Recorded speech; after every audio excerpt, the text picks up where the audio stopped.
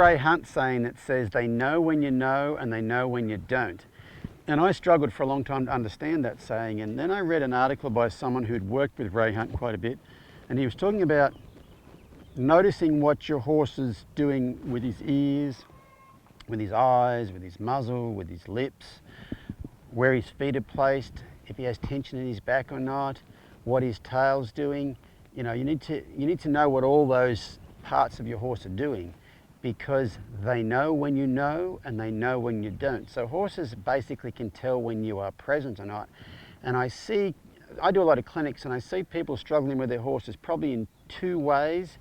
One way is they're not present at all. They'll be standing there talking to me and like the horse is running over them. They're not really aware of what their horse is doing at any point in time. And your horse can tell you're not aware. And I think when you are not aware like that, it really impacts your horse. I was in Kenya last year doing some horse work in Kenya, and I got to where we were staying, there were herds of zebra around there. And I really got to study those herds of zebra. And if any zebra lay down and had a rest, the other zebras that were all standing around were no longer grazing. They would stand around, and they weren't really completely uptight, but they wouldn't put their head down and graze. If anybody was laying down, we have to stay present. We have to keep an eye out for you. And so I think horses, a lot of people struggle with behavioral issues with horses, that it's not really a training issue. It's not something you need to correct with training.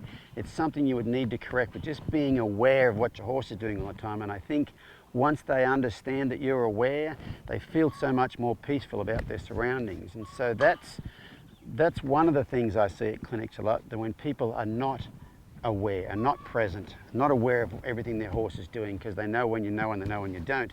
And I think the other type of person I see is ultra aware of what their horse is doing, but they're not present.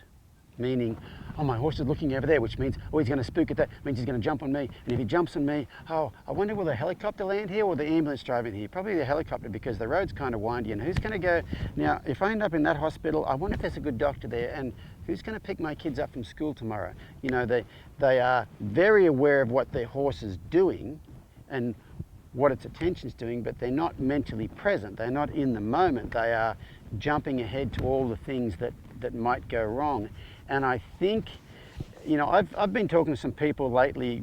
I mean, these are really, really, really good horsemen. Like, they just seem to be so talented, it's not funny. And a theme that pops up more and more and more is that they can almost mentally communicate with their horses. It's almost like you can mentally picture what you want your horse to do when they do it. I know that sounds really weird, but the more I think about it, and they're really good horsemen, okay? But the more I think about it, I think the average horseman does it a lot too, but we mentally picture all the things we don't want to happen.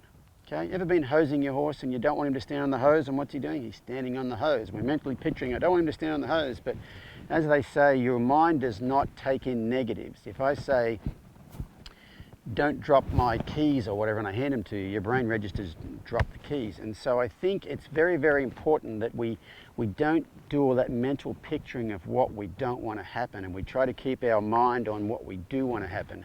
And there's a story I've heard about a martial arts camp that someone went to that's relative to this, and it was one of the UFC things. They fight in the octagon, and this guy went to this martial arts camp for the weekend, and they were going to be there for an hour Friday afternoon and then all day Saturday and Sunday.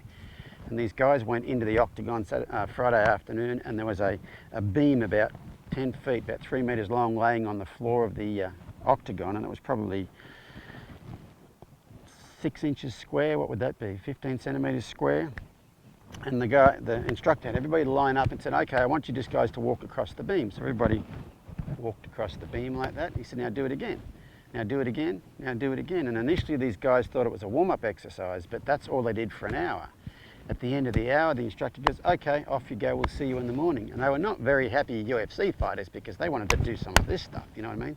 So the next morning they came back in the octagon, and that same beam was in there, but the instructor had erected it on scaffolding, and it was now about 10 feet, about 3 meters off the floor of the octagon. And their job for the morning was to climb up the scaffolding and walk across the beam. And nobody could walk across the beam because they were no longer mentally present. They were not focusing on the beam, they were focusing on the drop, and they get all the wobbles and fall off. And they'd spend an hour walking across that beam the day before, and when they walked across the beam, they were focusing on the beam.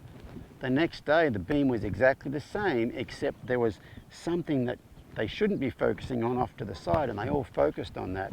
And so I tell that at clinics a lot, because I think when we focus on the things we don't want to happen, they tend to happen way more than what we do want to happen.